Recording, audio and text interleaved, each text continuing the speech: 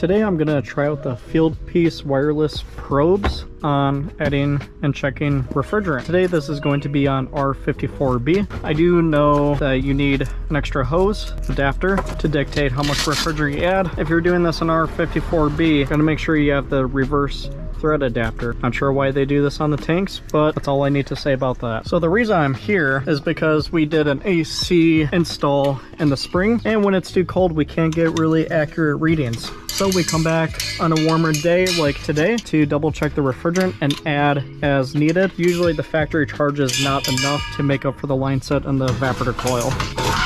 So for this install, we got a Train air conditioner. Our manufacturer date was April 2025. I installed this in the spring. Let's check the refrigerant.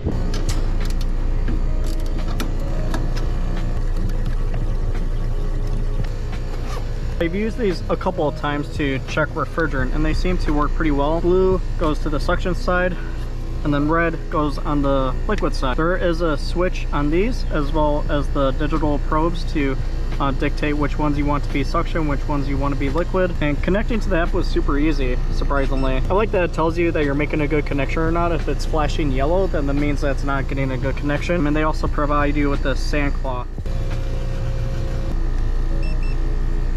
Job to link app. I'm pretty sure this app also works in offline mode, but to make it to go into offline mode, you would have to turn off your data. Now we gotta select our refrigerant, which is going to be r454b. As expected, getting pretty low subcooling, high superheat, so it's definitely low on charge. We're gonna start adding. First, thread that on. Feels very strange. And then more importantly, have to put on our adapter to connect our hose, and we're going to add on the suction side as usual. Shut the valve, and then we got to purge the hose, flip it upside down so we get liquid. Now we're just going to add until we get the desired subcooling. This is going to be 10 degrees subcooling, pretty standard.